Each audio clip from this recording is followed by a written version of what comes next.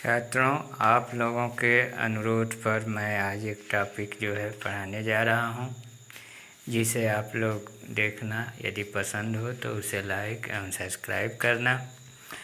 आज का पाठ है दो चर वाले रैखिक समीकरण। अध्याय है दो चर वाले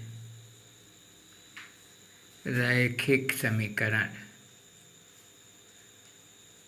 रैखिक समीकरण, रैखिक समीकरण युग।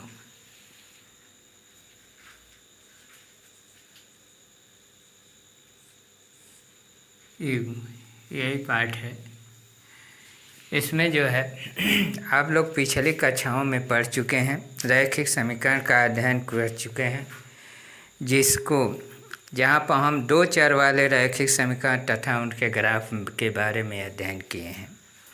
हम इस अध्याय में दो चर वाले रैखिक समीकरण युग, रेखाओं की सुगमता तथा जो चर वाले रैखिक समीकरण को हल करने की विधियों के बारे में अध्ययन करेंगे। पिछली कक्षाओं में आप इन दो चर वाले रैखिक समीकरणों को हल करने के लिए जो है ग्राफ का प्रयोग किया था, और ग्राफ में जो है यदि आप हल करने में जटिल समस्याएं आया करती हैं, इसलिए इस टॉपिक में आपको रैखिक समीकरण युग्म हल करने की विधि के बारे में बताया जाएगा। रैखिक समीकरण युग को हल करने के कुछ विधियां निम्नलिखित हैं। रैखिक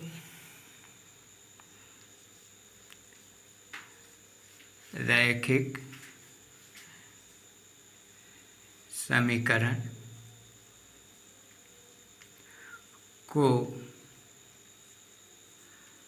हल करने की निम्नलिखित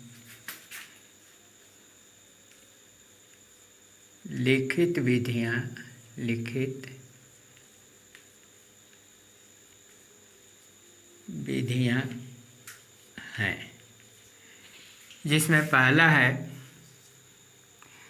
प्रतिस्थापन विधि।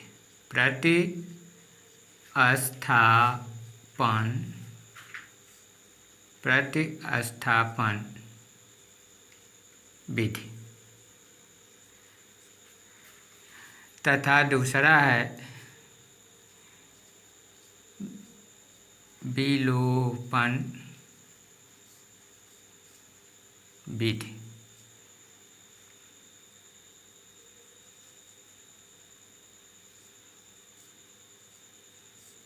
विलोपन विधि, इन दो विधियों से हम जो है रैखिक युग्म समीकरण का हल हम आसानी से कर सकते हैं।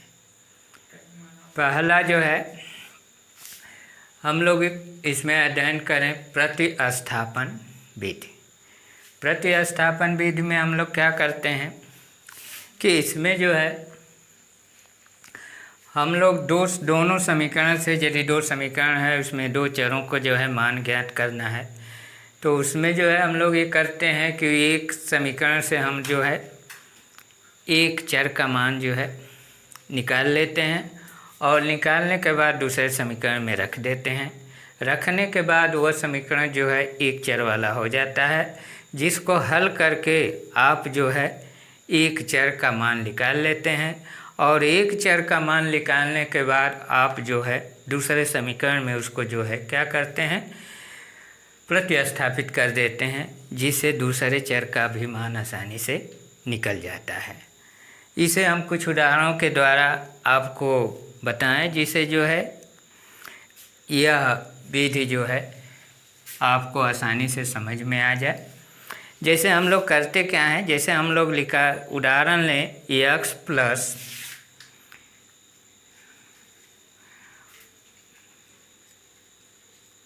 प्रतिस्थापन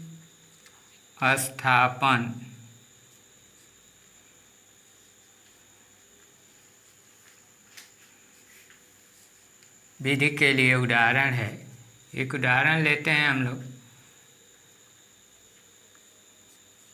उदाहरण जैसे जो है x plus 8y x plus 8y equal to 19। इसको हम लोग मान लेते हैं समीकरण नंबर 1। दूसरा समीकरण है 2x plus 11y 2x plus 11y equal to 28।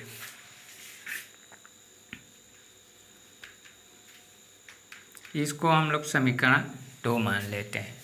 आप देख रहे हैं कि इसमें जो है 2 चर वाला ये समीकरण है।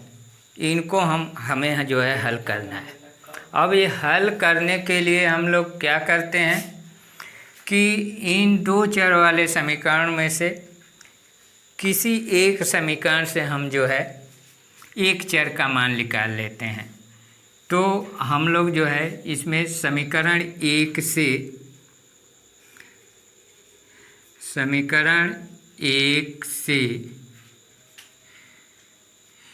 x equal to 19 minus 8y यह हमको प्राप्त हो जाता है। अब इसे जो है x का मान जो है हम समीकरण 2 में रख देते हैं, यानी लिखेंगे x का मान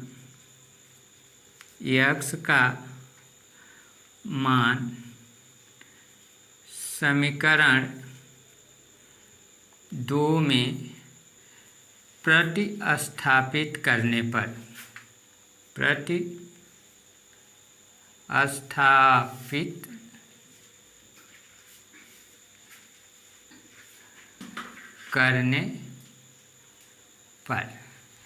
क्या हो जाएगा। यदि समीकरण नंबर 2 आपका यह है 2x plus 11y equal to 28, तो इसमें जो है हम ये x का मान x के जगह पर जो है रख देते हैं। तो ये हो जाएगा 2 into 19 minus 8y plus 11y equal to 28। अब हम क्या करते हैं कि इसको जो है हल करते हैं। यह हो जाएगा 2 का इसमें गुणा कर दें तो 19 दूना 38 माइनस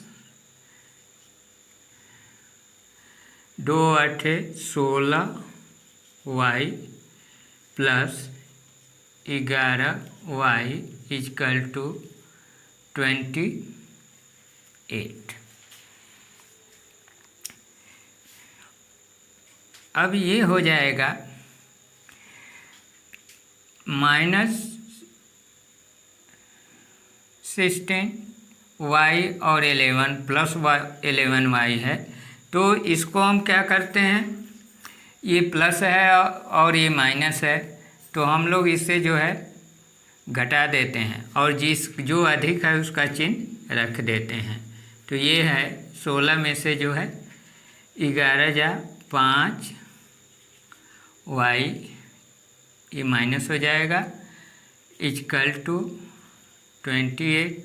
और इसको जो है जब हम इधर ले जाएंगे तो ये प्लस है, तो ये क्या हो जाएगा माइनस हो जाएगा। इस प्रकार यदि जो है हम लोग इसे हल करते हैं तो ये 5y इक्वल टू हो जाएगा 38 में से 28 यदि हम निकाल दें तो ये हो जाएगा 0, 8 में से 8 जा 0 और 3 में से 2 जा 1, यानी ये भी हो जाएगा माइनस। अब आप देख रहे हैं कि इसमें आया जो है minus 5y equal to minus 10। अब इसे हम क्या करते हैं, हम हल कर लें, यानी y का मान जो है निकाल लेते हैं। y इक्वल टू हो जाएगा -10 अपान -5। इसे जो है कटाने पर ये हो जाएगा 5 इंटू 5, ये 1 हो जाएगा। आप 5 2 जा 10, यानी जो है यानी 5 से हम कटाते हैं तो 5 एकम में 5 और जो है 5 दूना 10 हो जाता है। अब इसे जो है आप ये दोनों जो है चिन्ह माइनस हैं, तो यदि माइनस का माइनस में भाग देते हैं तो ये प्लस हो जाता है, यानी ये हो जाएगा +2, यानी y का मान हमें प्राप्त हो जाता है +2।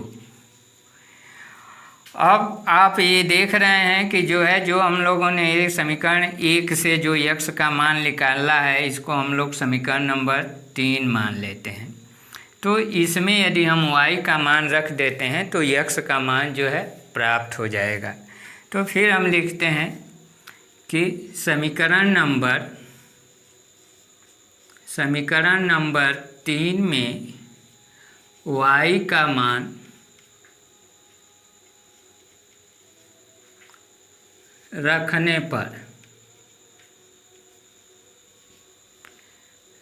पर यदि हम ये रखते हैं तो x का मान हो जाएगा x = 19 - 8y, यानी y का मान हम लोग यहाँ रख दें y के स्थान पर, तो y का मान है 2, तो यह हो जाएगा इतना, यानी यह हो जाएगा 19 - 16।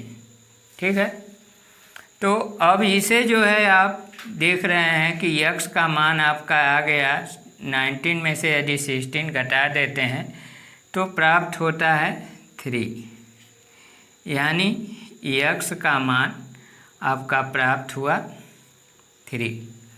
इस प्रकार जो दो रैखिक समीकरण हमको दिए गए हैं, इसमें x और y का मान जो है प्राप्त हुआ, x का मान प्राप्त हुआ 3 और y का मान प्राप्त हुआ 2। मैंने यदि इनके उत्तर की जांच हम करना चाहें तो ये 3 x का मान और y का मान किसी भी समीकरण में यदि हम रख देते हैं तो ये मान इसको जो है सर्टिफाई कर देगा। यदि कर देता है तो आप समझें कि हमारा जो है ये क्वेश्चन सही है। तो इस प्रकार आपने देखा कि प्रतिस्थापन विधि से हम लोग कैसे जो है इसको जो है हल किए। इसमें आपने क्या देखा कि प्रतिस्थापन विधि में जो रैखिक दो समीकरण दिए हुए हैं, इनमें से किसी एक समीकरण को लेकर के हम एक चर का मान ज्ञात कर लेते हैं। जैसे इसमें हमने समीकरण नंबर 1 से जो है x का मान ज्ञात कर लिया, और इस x का मान जो है, इस चर का मान हमने जो है समीकरण नंबर 2 में यानी दूसरे समीकरण में रख दिया, जिससे जो है हल करने पर मुझे दूसरे चर का y का मान प्राप्त हो गया। अब जो y का मान प्राप्त हुआ है उसको हम समीकरण नंबर 3 में यानी जो x का मान हमने निकाला है समीकरण नंबर 1 से उसमें रख दिया, जिसे जो है हमें x का मान भी प्राप्त हो गया। इस तरह से हमें दो रैखिक समीकरणों का हल आसानी से प्राप्त हो गया। आशा है आप लोगों को जो है ये बात समझ में आ गई होगी। यदि आ गई होगी तो आशा है कि आप इसे देखेंगे और जो है और अब हम लोग ये देखते हैं कि ये रहा आपका प्रतिस्थापन विधि। लेकिन इसी को यदि हम विलोपन विधि के द्वारा हम हल करना चाहते हैं तो विलोपन विधि से कैसे हल करेंगे?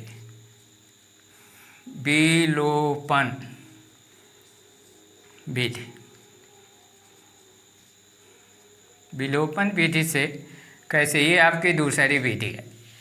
तो विलोपन विधि में भी हम लोग ये करते हैं कि ये दो जो रैखिक समीकरण दिए हुए हैं, इसमें से किसी एक चर का मान हम लोग समान कर लेते हैं, और कराने के बाद जो है उस को जो है उस में से एक चर को हम विलुप्त कर देते हैं, जिसे हमें एक चर वाला रैखिक समीकरण प्राप्त हो जाता है, और जिससे हम आसानी से जो है एक चर का मान ज्ञात कर लेते हैं। फिर जब एक चर का मान ज्ञात हो जाता है तो उसे किसी भी समीकरण में रख करके दूसरे चर का मान ज्ञात कर लेते हैं।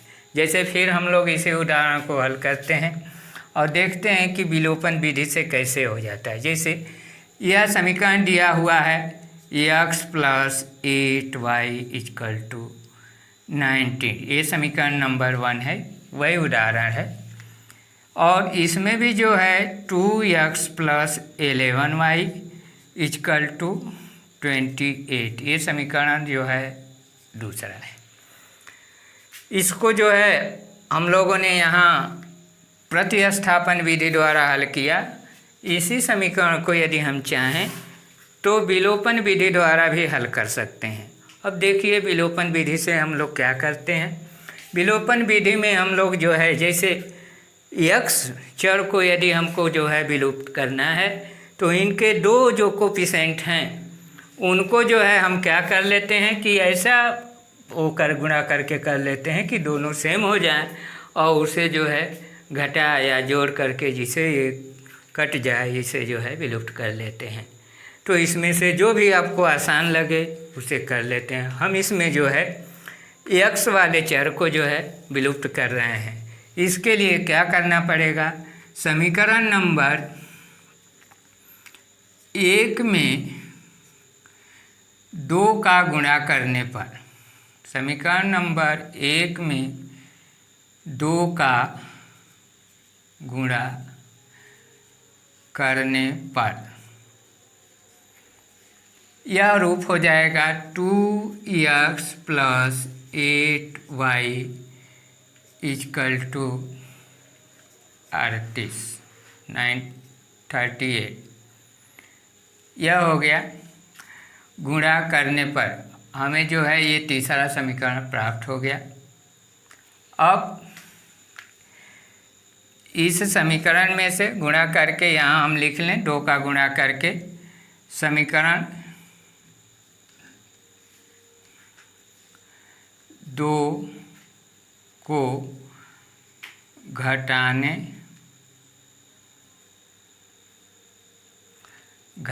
पर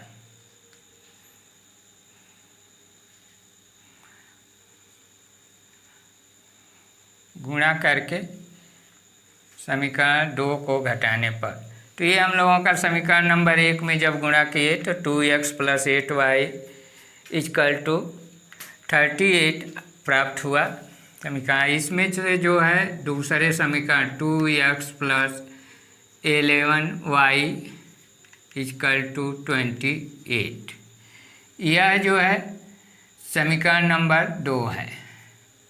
तो समीकरण नंबर 1 से समीकरण नंबर 2 को हम घटाते हैं, यानी घटाने पर, तो जब हम घटाते हैं तो इसका चिन्ह जो है बदल जाता है। प्लस है तो माइनस हो जाएगा, माइनस है तो प्लस हो जाएगा। अब जब ये हो जाता है तो ये प्लस है तो इसको हम माइनस कर लेंगे, ये भी प्लस है तो इसको हम माइनस कर लेंगे, और ये भी जो है प्लस है तो इसको माइनस कर लेंगे। इसके बाद हम इसकी गणना कर लेंगे। तो यदि 38 में से 28 निकल जाता है तो बचेगा हमको 10। और यहाँ जो है ये 11 है, 11 में से 8 यदि हम लोग निकाल लेते हैं तो कितना बच जाएगा,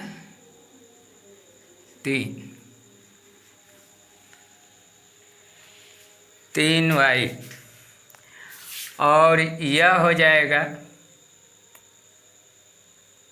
नहीं यहाँ हमने गलत कर दिया है, यह जो है 2x जो से गुणा करने पर ये हो जाएगा आपका 16y, और ये तो अब 16 में से 11 यदि हम लोग निकाल देते हैं तो ये हो जाएगा हमारा 5y, और यह भी प्लस हो जाएगा और यह भी प्लस है। इसे जो है अब आप देख रहे हैं कि जब हमने एक चर को विलुप्त कर दिया तो जो प्राप्त हुआ वह एक चर वाला रैखिक समीकरण प्राप्त हो गया, जिसे हम हल करके एक चर का मान ज्ञात कर लेते हैं। यानी y का मान हो जाएगा 10/5 = 5 = 1 5 2 जा 10, यानी ये हो जाएगा 2। y का मान हम लोगों को प्राप्त हो गया 2।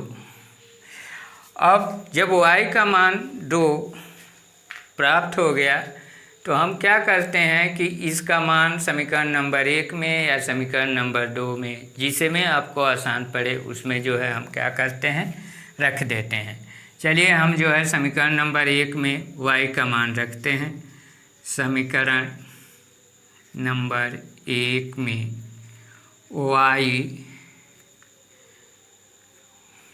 y का मान रखने पर, y का मान रखने पर देखते हैं क्या होता है। तो ये है x प्लस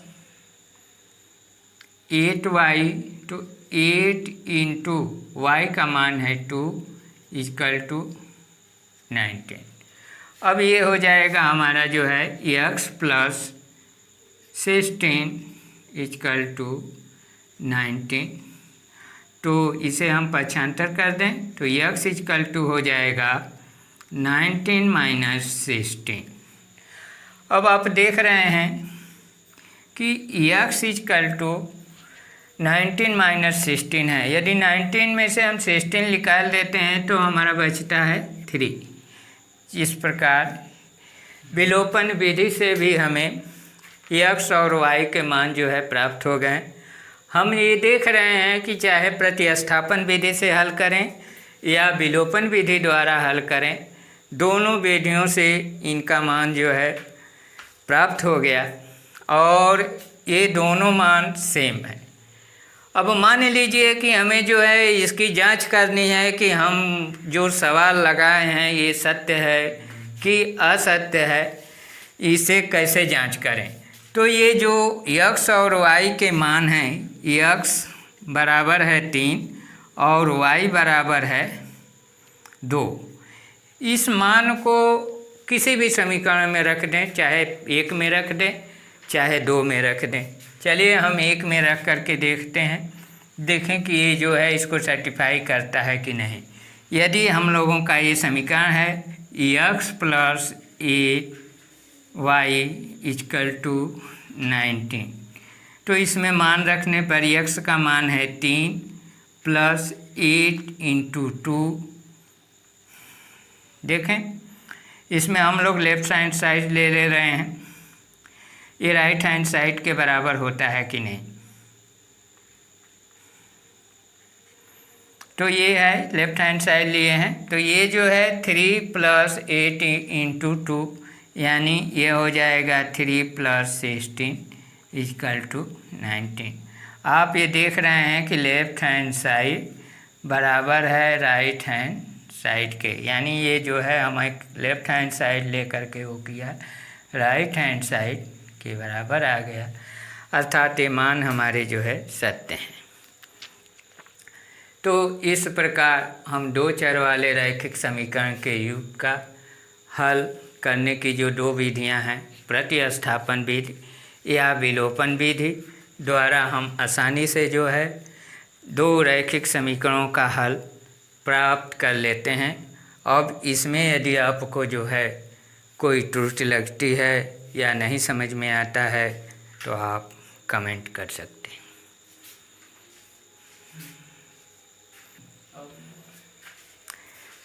चलिए एक सवाल और हम लोग करते हैं, देखें कि जो है आ जाता। चलिए हम लोग एक प्रतिस्थापन विधि से दूसरा सवाल कर रहे हैं। दूसरा सवाल यह है x plus y equal to 8, यानी यह है x plus y equal to 8। यह है आपका समीकरण नंबर 1, इसको हम समीकरण नंबर 1 मान लेते हैं। दूसरा समीकरण है 2x plus 3y equal to 1। ये है समीकरण नंबर 2, इसको हम लोग समीकरण नंबर 2 मान लेते हैं। यह भी आप देख रहे हैं कि रैखिक समीकरण ही है, 2 समीकरण हैं, इसमें 2 चर हैं x और y, इनका ही मान हमको जो है ज्ञात करना है।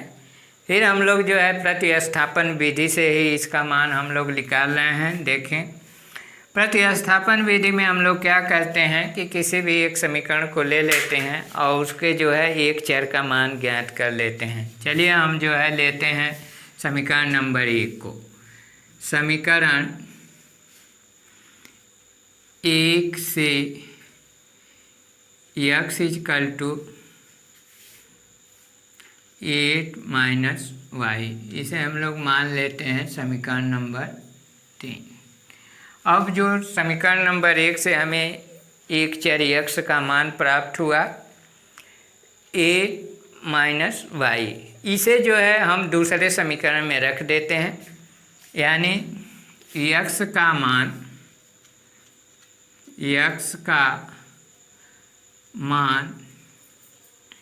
समीकरण 2 में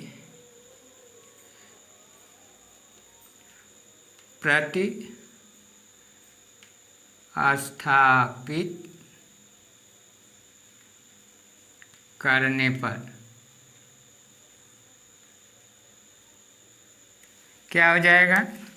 2 में हम लोग रखते हैं x का मान, तो यह हो जाएगा 2 × x का मान हम लोगों ने निकाला है 8 - y प्लस 3y = 1।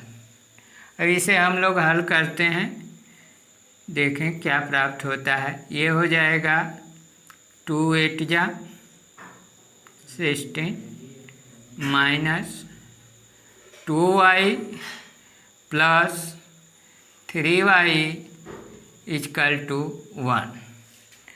अब जो है 16 माइनस ये 2y है और ये जो है 3y है, तो यदि 3 में से 2y निकल जाता है तो बच जाएगा आपका y = 1।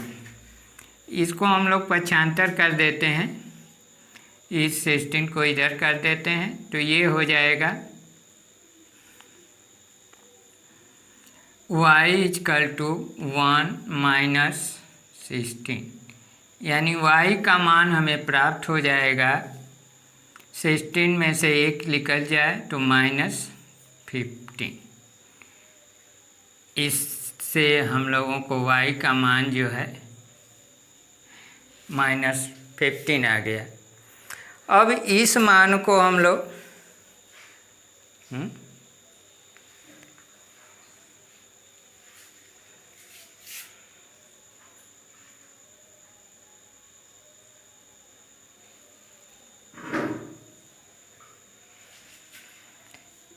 ये माइनस है, समीकरण जो है हमने गलत कर दिया था, ये माइनस है, जब ये माइनस है तो ये भी माइनस हो जाएगा, और इस प्रकार से यदि ये माइनस है तो आपका ये -5 हो जाएगा।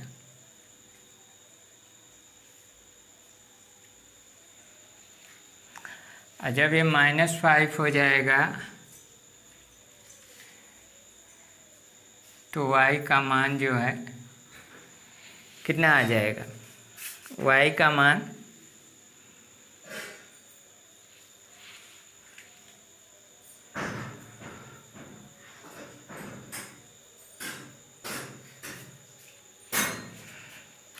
ये जो है इधर आएगा तो जो है -5 हो जाएगा, यानी इसे हम लोग कटा दें तो 5 × 1 = 5, 5 × 3 = 15, यानी ये हो जाएगा माइनस, ये माइनस माइनस प्लस, यानी यह 3 हो जाएगा, यानी y बराबर हो जाएगा 3।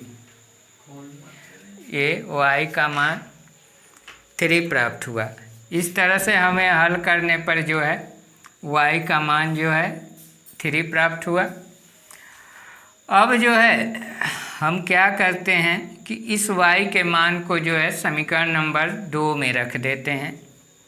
y इजकल टू 3 समीकरण नंबर 2 में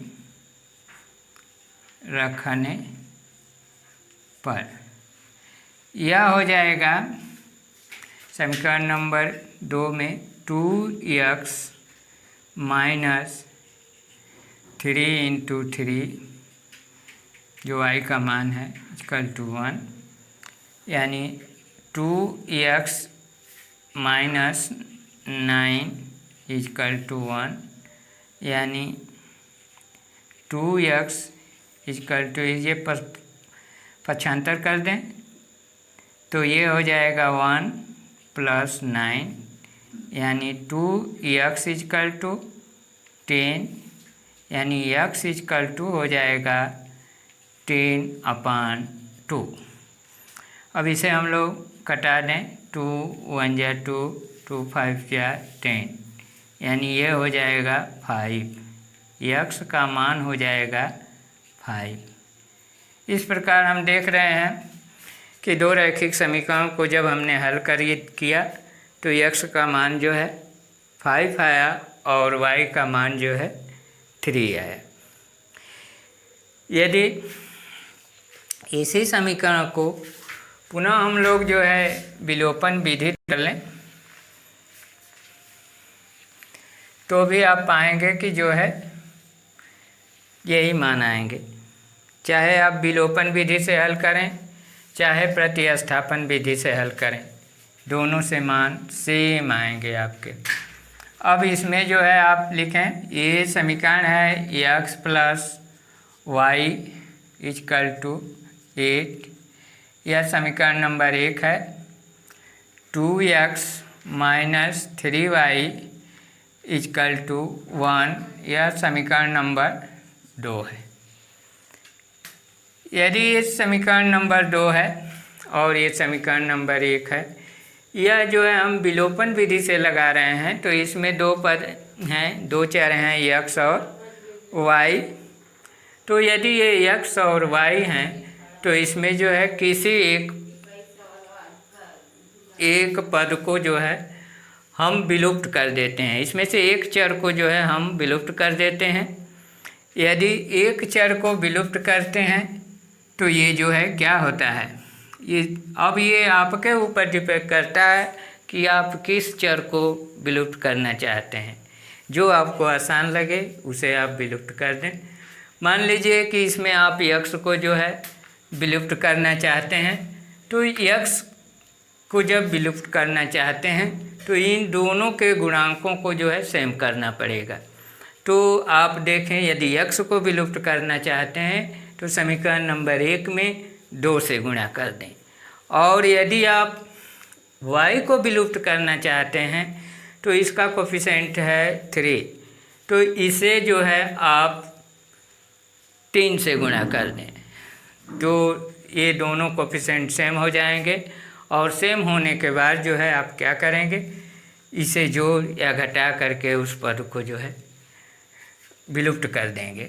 हम लोग इसमें भी जो है x को विलुप्त कर रहे हैं, तो x का कोफिशिएंट 2 है, तो इस भी x का कोफिशिएंट हम जो है 2 कर लेंगे। अब 2 करने के लिए हमें करना क्या पड़ेगा, तो समीकरण नंबर 1 में 2 का गुणा करके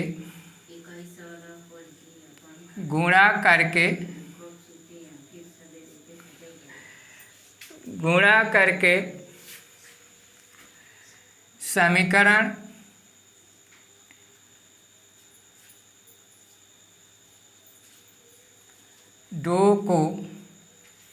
समीकरण 2 को घटाने पर